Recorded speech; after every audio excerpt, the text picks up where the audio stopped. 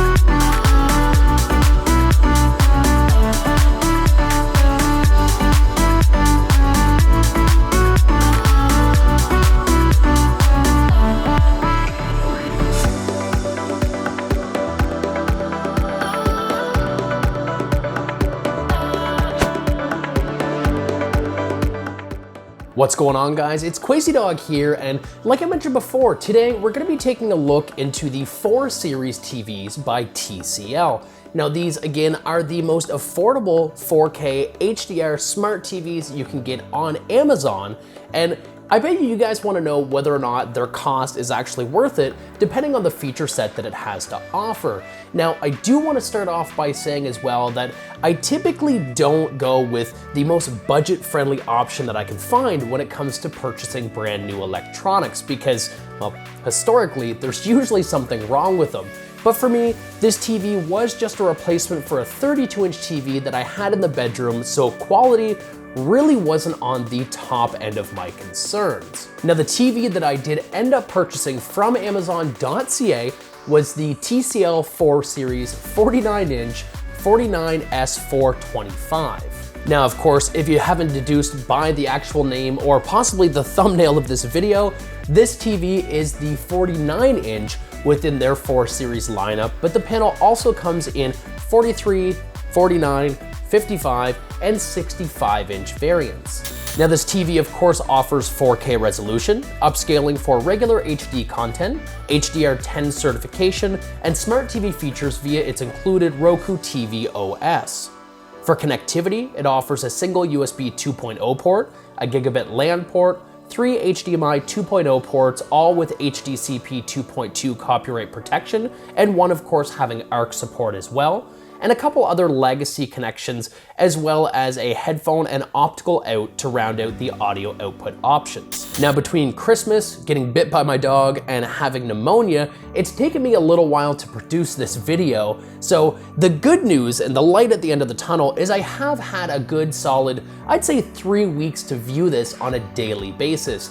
And honestly, as much as I wanted to hate on the 4 Series TV, there is very little that I don't like about this panel, especially given its price point. Now, its included dual band Wi-Fi helps to facilitate very fast and very reliable Wi-Fi connectivity for all of these smart TV features that we use on a daily basis, primarily using Plex as well as the Netflix app to really get a lot of our content when we're watching maybe midday, early morning, or at night. Now, out of the box itself, I did find this TV a little on the bright side, especially in a bedroom where we would have primarily all the lights off at night.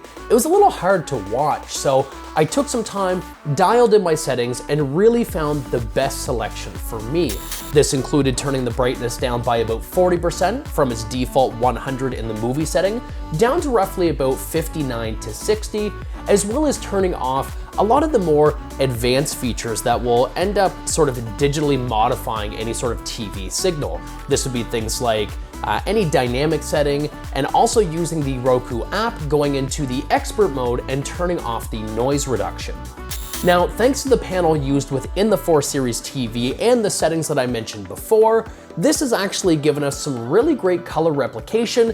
HDR allows the colors and the contrast to pop very well, and overall, it's been providing us with a fantastic viewing experience. Now, the Roku TV app that's included in this panel is really nothing new and nothing groundbreaking. You guys actually saw this in 2 of the videos so far that I've produced around my Hisense TV, and I also have Roku devices kind of peppered all around my house. But the big thing here is I actually tend to enjoy the OS and use its features a little bit more in the bedroom compared to anywhere else in my home. Now, this is mainly thanks to 2 individual factors, one of which being the ability to not only use the small remote included, but when I of course lose that within the blankets or can't find it at all, I tend to use the Roku application on my smartphone.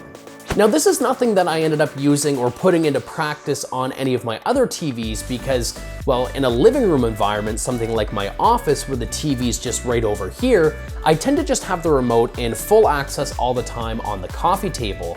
But the Roku app really comes in handy in the bedroom for, again, when I end up losing the remote. Not only that, but if I want to watch content when either my wife is working or when she's sleeping, I can actually use the private listening mode, hook up some headphones to my smartphone device, in this case a Google Pixel 3 XL, and I have the opportunity to continue watching TV with no outside sound that, again, may disrupt my wife or anybody else in the room. Now, a couple other great mentions about this smartphone application as well is the opportunity to go in and actually use some of the more advanced features like the full keyboard, as well as the options to go in and actually have the expert mode to turn on things like fast boot, which honestly is a must if you get one of these TVs, as well as going in and really dialing in some more of the color settings. Now, lastly, probably the shining star in regards to this application is the ability to utilize it without direct line of sight. So the remote itself that comes included with the 4 Series panels is an infrared remote, or at least it is within the 425 model that I have. So it does need direct line of sight to operate. When it comes to the application itself, it's just Wi-Fi. So as long as your TV and your phone are on the same Wi-Fi connection, they can pair up, and now you don't have to worry about line of sight like I do when your blankets are kind of all puffed up in front of you and you're getting all nice and comfy. Now again, just to conclude some really great features when it comes to the TCL 4 Series, again specifically the 49S 425 model that I bought from Amazon, it checks a lot of my personal boxes that I wanted in a TV. Has some smart features, so I didn't need like a third-party sort of piece of hardware to access my YouTube and my Netflix and things like that. It's got 4K, it's got near 4K up conversion, HDR10 certification looks great. The panel's fantastic, honestly, has really good color replication, actually rated one of the highest if you take a look online when it comes to its price point to performance.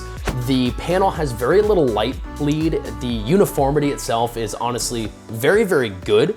So with all of that, are there any downfalls when it comes to this TV? Is there anything that blatantly sticks out to drive this TV down to being one of the most affordable options on the market, or at least online when I took a look at Amazon.com and Amazon.ca? And well, to be completely honest, I had to dig down and I had to be probably more critical than I even wanted to be to try to find something wrong or something that I didn't like with this panel. And I guess a few things to mention are the outside bezels itself really aren't anything to look at. You've got sort of a mix match of either gloss plastic on the sides and the top and sort of this weird like textured plastic on the bottom side of the panel that seems to just kind of stick out from the rest. I wish they had have just went all the way around in one uniform sort of design, but primarily you're looking at the TV itself and not the bezel, so that's not a huge issue. Speaking of the bezel itself, I did notice, at least on my model, some of the areas where the bezel would overlap the actual panel used.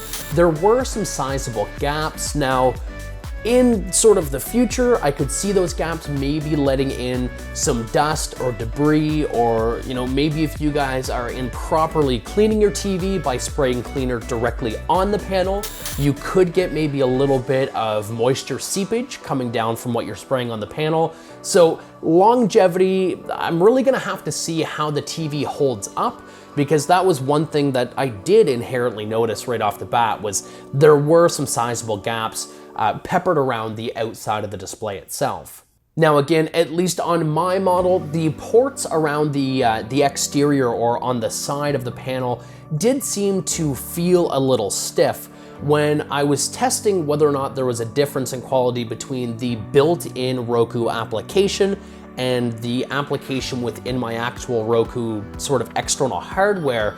I had a very hard time plugging in both the USB as well as the HDMI. The ports were very, very stiff, and I couldn't quite get anything lined up without directly looking at it, which meant that I had to move the TV out of the wall just a little bit, get an actual direct line of sight to the ports, and then push a little bit harder to plug them in. Now again, this might just be on my panel, but I'd love to know in the comments below whether or not you guys are experiencing maybe any stiffness within the ports on your panels as well, and whether or not they've actually freed up over time. For me, it's really not a deal breaker because I don't plan on plugging anything into the ports, but for you guys, your mileage long-term may vary. Now, the last thing that I do want to mention, and it's not really an issue with the quality of the TV, but mainly the way that mine arrived and its overall sort of presentation, is around the outside bezel where we do typically see bezel wrap on TVs. TCL ended up putting 4 big pieces of packing tape all around the bezel. I would say probably a foot long around each side, but half of the packing tape was actually on the panel itself, and caused me to freak out when I was peeling it off because the pixels were going nuts and the screen uniformity were going crazy. And this isn't on just my panel. I actually have a friend of mine that also bought the exact same TV shortly after mine. His arrived shortly after mine did, and I asked him how it arrived, and his arrived the exact same way. So TCL, if you're watching this, please don't put tape on our panels. It freaks us out. If there's a reason why you're doing that, let me know. But if not, just stop. Don't do it anymore. It's weird. Now, in conclusion, this TV's fantastic. I bought it expecting it just to be okay for a bedroom, and I had to again be very hypercritical to see if I could find anything blatantly wrong with it. It seems very fast. Its feature set is absolutely fantastic, and its quality is amazing as far as what you're going to get from your colors to your contrast to your screen uniformity. It all looks fantastic. There was a couple times where I noticed that the artificial 120 hertz does cause like a little bit of motion blur or a little bit of judder, and you can't turn that off, which I found very strange. Online I found that on some panels you can, but specifically on mine I didn't see an option at all. But I went into this expecting to hate the TV, and 3 weeks later and 3 script rewrites, I can't hate this TV. It's a good TV for its price, absolutely. Now that being said, will I ever put a 4 Series TV in my office or my living room and not just in my bedroom? Probably not. Which is weird to say because I've just praised this TV so much, but to me, I'm not sure what I can expect in the future from the 4 Series. I don't know what's going to happen. I don't know if it's going to prematurely degrade. Something to me is scaring me because this TV seems so fantastic and its price point is so low and its sales are so high that to me there has to be something wrong. And we'll learn that later on as I continue to use it in the bedroom, and we'll have update videos to this video if there is something that crops up over time. But to me, I can't see myself putting a $400 TV, or even if you look at the 55 inch. The 55 inch in Canada is like $550, something like that, maybe $499. In the US, it's way cheaper for the 4 Series. And I don't want to go through the hassle of putting something like that into a room where I like to say, wow, look at my TV.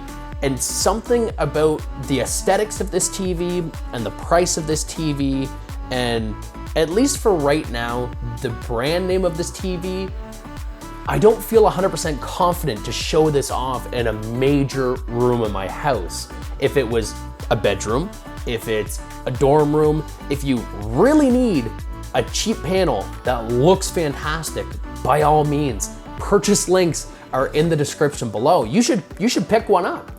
But I think I'm gonna hold off from buying another 4 Series for myself personally.